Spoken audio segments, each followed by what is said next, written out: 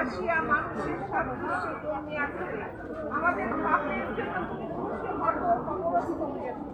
এবং আমাদেরকে জীবন দেওয়ার জন্য তৃতীয় দিনে পুনরুত্থিত হইয়াছে। তুমি আমাদের জন্য অনুরোধ করণার্থে ঈশ্বরের দক্ষিণে উপবিষ্ট ও সতত জীবিত আছো। এই জন্য আমরা আনন্দ করি, ভক্তি সহকারে তোমার ধন্যবাদ দিই।